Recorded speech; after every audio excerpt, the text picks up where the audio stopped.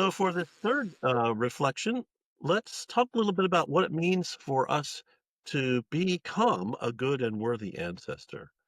Now, as a Franciscan friar, I think of St. Francis of Assisi and St. Clare of Assisi as good and worthy ancestors for me because they have, by their witness and by what they set in motion, created a wonderful opportunity for me to live as a Franciscan friar today. And I'm the beneficiary of their pioneering work, as it were, in terms of creating a school of Christian wisdom that we could live out of. So you've also thought about this business of of ancestry um, and the tradition through time of caring for the earth. And you've come up with this activity, or you've proposed this activity of becoming a good and worthy ancestor, and this idea of deep time. Explain those two and how they find themselves into this expanded edition of Care for Creation. Okay. So the meditation that I have in the Care for Creation expanded edition is a combination of two of the activities that I learned from Joanna Macy. And Joanna Macy is a 95-year-old um, amazingly wise teacher and author, and she's highly respected in social justice and environmental justice circles. And she's created this body of work that has experiential and interactive activities that really help us to um, deeply discern what our role is in bringing about a livable earth for the future. And so my experience of her deep time work is probably the most inspirational part of the work that I've done with her. And in some of those activities, she's got an activity that's called the seventh generation. And in that, we imaginatively interact with somebody from 7 generations from now. And they're asking us, it's almost as if we were able to go back and speak with Martin Luther King and Rosa Parks and ask about what it was like to be in the civil rights movement, how great that would be to hear how they did it, how they stuck with the path even when things got hard. So in this activity, those future beings are coming back and asking us, and then we're in the position of having to articulate how is it that we're bringing about what she calls the great turning, and we're part of it. And it made me see we're part of the movement, and this work that I'm doing is helping me become an ancestor, good and worthy ancestor to these descendants that I'm imaginatively talking to. So I really wanted to bring that into this book because climate change, the active well, with climate change, with our use of plastic, there's so many things that we're doing that are impacting generation after generation into our future, and those future beings are counting on the activities that we do now in order for them to have a life. So I just feel like thinking about deep time through the generations is a really powerful way to bring our spirituality to this kind of work. So, would you describe this as a meditation activity? Yeah, it's a guided visualization Mhm. and and meditation. And you talked about the role of imagination, or is this an exercise of the imagination? Or how does this become real for you, given that we can't see or touch our descendants? Yeah. I mean, sometimes it's helpful to think about if you have a child or if you have a grandchild, you can think about them and their face, but then imagine that this person that you're encountering in this meditation is maybe their grandchild. And so they might have gestures that you have, and they might have your color of eyes and your color of hair. But even people who don't have biological children, um, you know, I think it's helpful to just to picture a face of a child that's important to you, and that can be your vehicle. But as Joanna Macy reminds us, we're carrying the our future ones inside of us. There's our genes will end up in their bodies. So So I think it's really helpful activity in the sense that um, in Christian spirituality we have this activity called sacred memory, where we remember what God has done for us, and we also have this prophetic imagination of the mhm. kingdom of God coming to a lot to reality through our own actions today. I think of that as really a big message in the gospel, and yet um, there are so many Christian churches today, including Catholics, who are really very short-sighted, who are only focused either on the here and now or the by and by in some distant heaven, and and avoid the notion of having a responsibility to bequeath a livable earth to future generations. It's also the case that a classic definition of good liturgy and worship is to make time holy. And there again, we have Mm. this notion of memory and also a vision of the future. And so our worship is about making time holy, and our lives should reflect that worship of making time holy by making the earth healthy and holy for everyone and available for people, including the generation that is to come.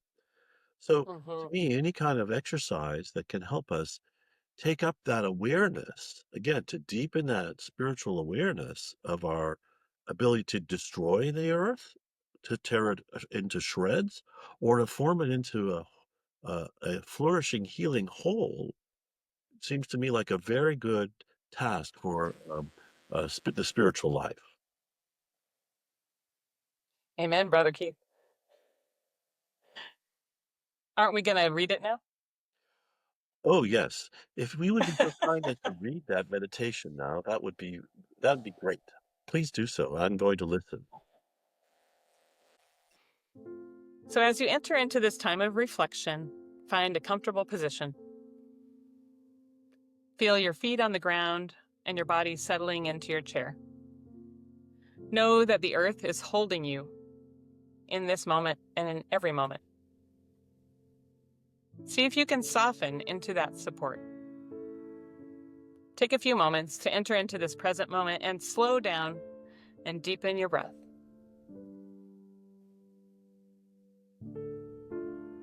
Know that your mind will want to wander, and when it does, gently bring it back to the present moment by focusing on your inhale and your exhale.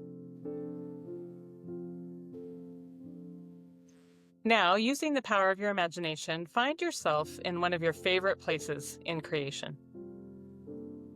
Use all of your senses to take in the beauty of this place in nature. Look around you. What colors do you see? What shapes and textures?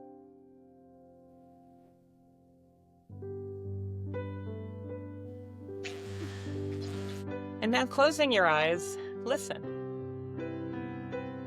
What sounds do you hear in this sacred place?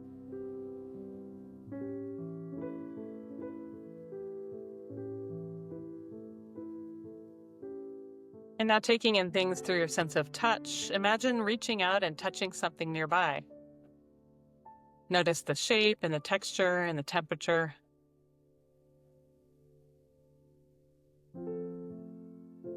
And now, turning inward, notice in your breath and in your body the effect that this special place has on you.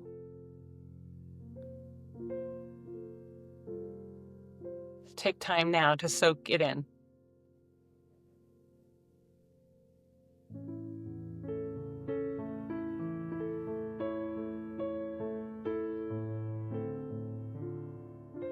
Now, imagine that standing behind you in your special place are your parents. Imagine that standing next to them are all the people who took part in giving you life and raising you to be the person you are today. You might picture grandparents, great-grandparents, guardians, aunts and uncles, teachers, mentors, friends. Imagine all of them standing in a semicircle around you, behind you.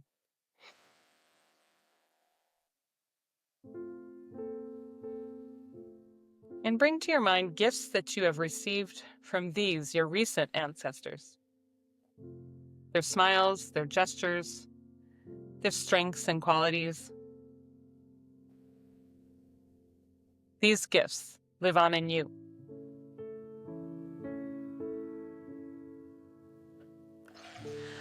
And now moving back even further in time, imagine their parents and their grandparents and their great-grandparents standing behind them.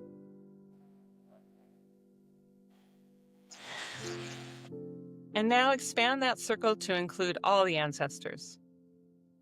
Peasants, artisans, healers, midwives, scholars, thieves, beggars, generals and foot soldiers, enslaved people and slaveholders, indigenous peoples who cared deeply for their sacred lands. Even then, these ancestors carried us all within them. Picture the hardships that they must have faced. Feel their strength and courage and resilience. Imagine all the gifts that they held and passed on to their descendants. Gifts of communication and humor, storytelling and song, gifts of hunting, gathering, and preparing food, gifts of birthing and raising children, gifts of healing the sick and comforting the dying. See them fashioning tools, weaving cloth, making music, drumming and dancing, and storytelling around a fire. Know that these ancestors are with you. Feel their presence, this cloud of witnesses, in concentric circles standing behind you, lending you their wisdom and support.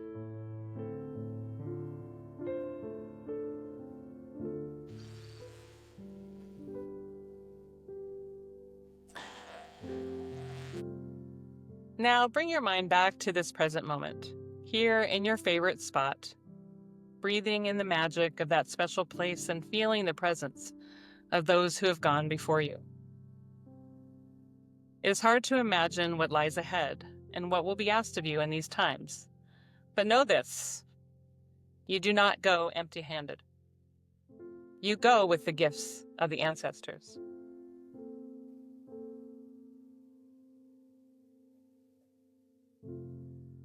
Now, call to mind a child who has touched your life in some meaningful way. It may be your own child or grandchild, a niece or nephew, or another child whom you are close to. Pause for a moment and picture in your mind's eye that child's face in as much detail as you can.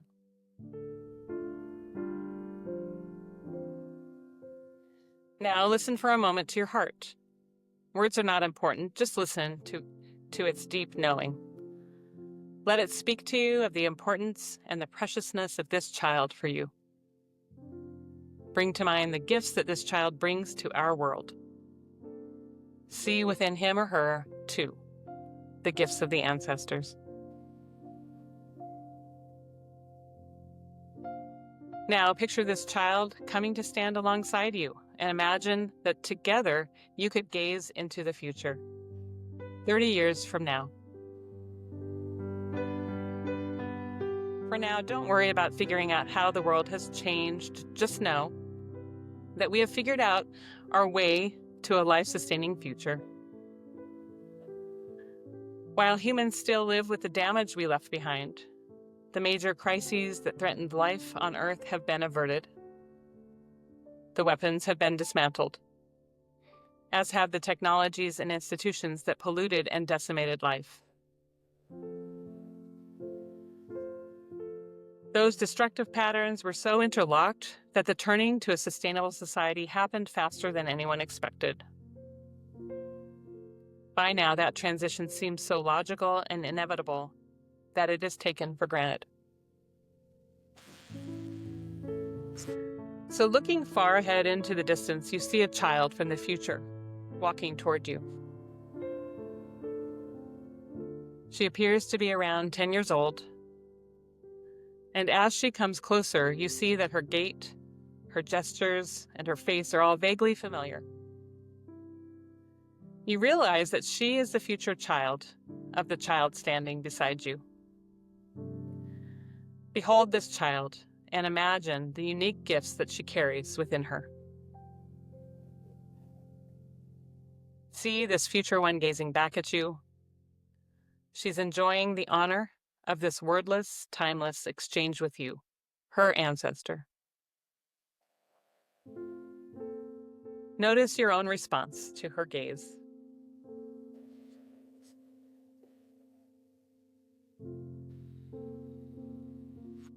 Now she approaches you and greets you. She is eager and timid, for she has heard in songs and stories what you and your friends did back in the first decades of the century to save the world from disaster. You listen to the questions that she wants to ask to you. The first is this.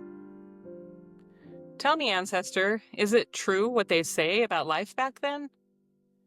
Were there really millions and millions of sick and hungry people? And bombs that could blow up whole cities? And widespread destruction of our earth and all its creatures and its climate? And is it true that many refuse to see it? Could that be so? She clearly finds it hard to believe. Listen now as you answer her.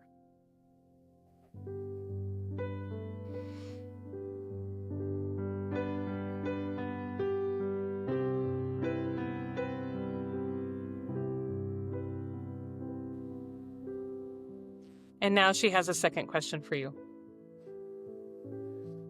Ancestor, what was it like for you to live in a world like that? Weren't you sad and scared all the time? Hear your reply to her.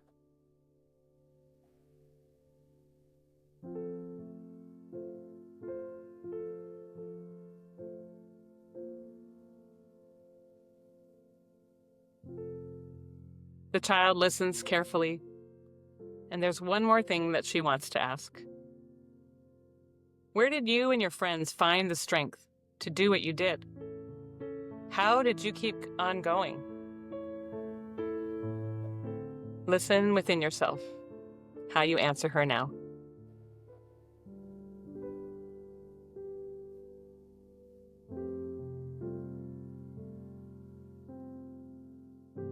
The child is ready now to go back to her friends.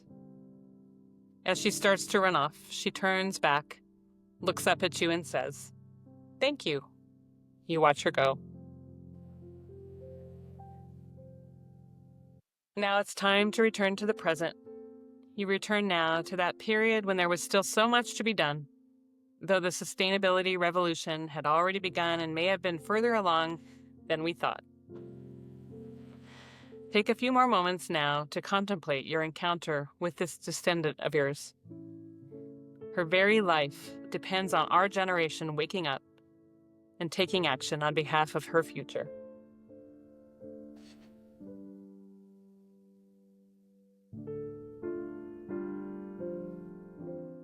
How can you begin to live in a way that matters to this child from the future? How is she calling you to live differently? You are the inflection point between all that has ever been and all that will be. You have received so much from the communion of saints who have gone before you. And now it's your turn to step into that lineage and to create a future for the ones who will come next. How can you become a good and worthy ancestor for her?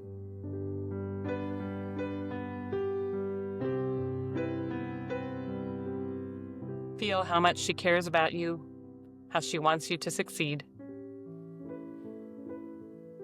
Can you hear her rooting for you and your friends?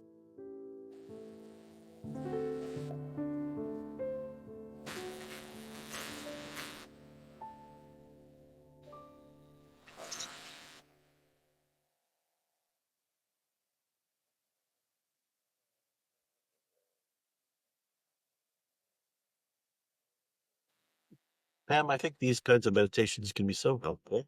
They can be so helpful. They they prompted me to think about this term called moral imagination, in which we're able to envision what we're able to do and what we're called to do, which is not like following a rule book, but is actually recognizing love and care call us to act on behalf of protecting others, whether it's future generations of people or the earth itself. In terms of the question that meditation asks, it's like it calls for us to marshal our moral courage to take action, moral courage in the face of many discouraging and frightening things, but that like the despair or inaction are we're called to more than to transcend our despair and to take action without having certainty about what will happen, but to do it something, take up action because it's the right thing to do. So I just think that this is such a helpful activity for the sake of fostering moral development among myself, among my students when I've used these kinds of things, and really for all of us who are concerned about the earth or want to exercise our faith in the Franciscan tradition. So for that, I say thank you.